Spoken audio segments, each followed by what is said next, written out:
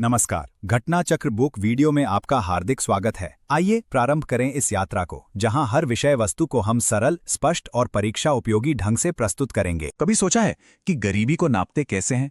क्या ये सिर्फ पैसों की कमी है या कुछ और? ये सवाल सुनने में जितना आसान लगता है उतना है नहीं। भारत में इस एक सवाल का जवाब ढूंढने में दशकों लग गए हैं और इसकी कहानी बहुत ही दिलचस्प है। चलिए आज इसी सफर को समझते हैं और देखते हैं कि भारत ने अपनी सबसे बड़ी चुनौतियों में से एक को आंकड़ों में समेटने की कोशिश कैसे की।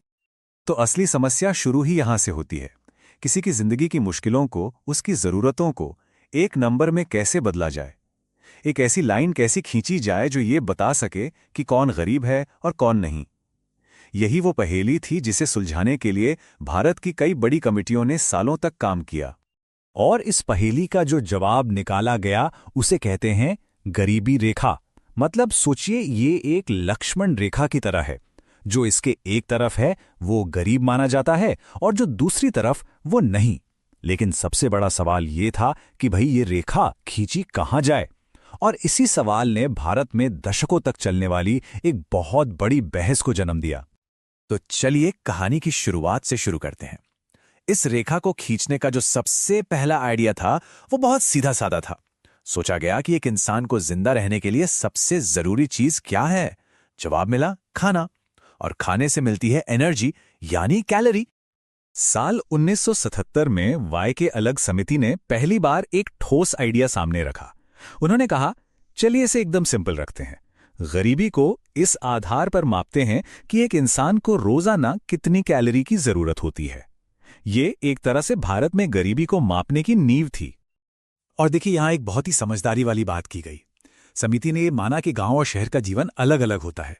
गांव में जो इंसान खेत में मेहनत करता है उसे ज्यादा एनर्जी चाहिए, इसलिए उसके लिए लक्ष्य रखा गया 2400 कैलोरी का। वहीं शहर में कम शारीरिक मेहनत वाले काम के लिए 2100 कैलोरी। ये पहली बार था जब इस अंतर को आधिकारिक तौर पर समझा गया। कैलोरी वाला आइडिया कई सालों तक चला, लेकिन फिर एक सवाल उठा, क्या जिंदगी सिर्फ पेट भरने का नाम है? जल्दी ये समझ आया कि सिर्फ खाना ही काफी नहीं होता।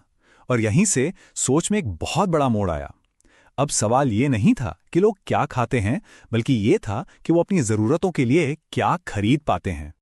फिर 1993 में आई लकड़ावाला समिति और उन्होंने एक बहुत जरूरी बात कही।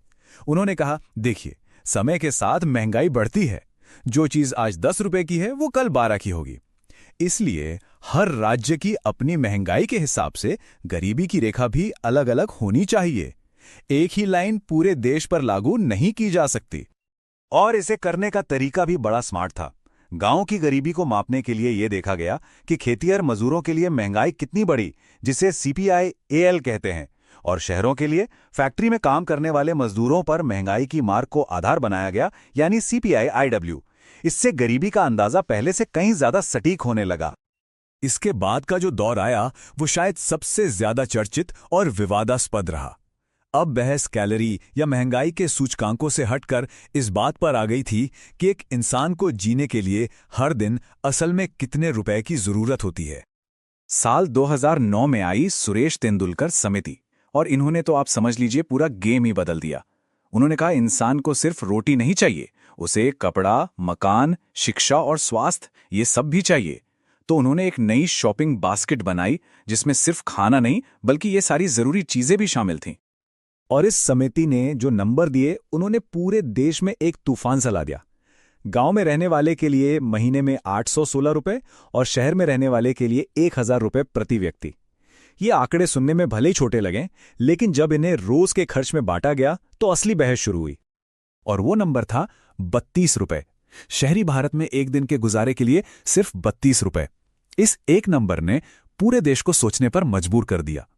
क्या वाकई कोई 32 रुपए में एक दिन गुजार सकता है?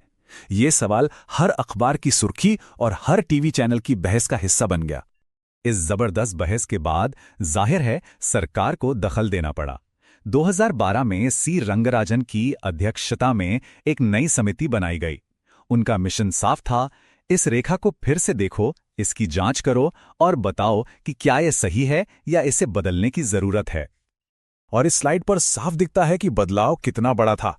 रंगराजन समिति ने गरीबी की रेखा को काफी ऊपर उठा दिया।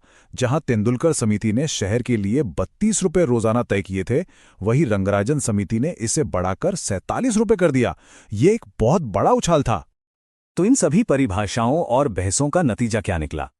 उस समय के एनएसएसओ के एक बड़े सर्वे के मुताबिक भारत की लगभग 22% आबादी, यानी हर 5 में से एक भारतीय इस गरीबी रेखा से नीचे जी रहा था।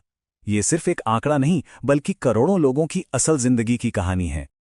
लेकिन कहानी यहां खत्म नहीं होती। आज के विशेषज्ञ ये मानते हैं कि गरीबी सिर्फ पैसे की कमी का नाम नहीं है। ये एक अकेली लाइन से कहीं ज्यादा जटिल चीज है। अब गरीबी को एक बहुआयामी समस्या के तौर पर देखा जाता है, जिसके कई अलग अलग चेहरे हैं। और ये सफर रुका नहीं है। जैसा कि इस टाइमलाइन कर दिख रहा है, 2015 में अरविंद पनघड़िया टास्क फोर्स का गठन हुआ। ये इस बात का सबूत है कि गरीबी को समझने और मापने की ये कोशिश एक लगातार चलने वाली प्रक्रिया है, जो समय के साथ और बेहतर होती जाती है। और आज हमारे पास गरीबी को देखने के नए और बेहतर चश्मे हैं, जैसे नीति आयोग का बहुआयामी गरीबी सूचकांक।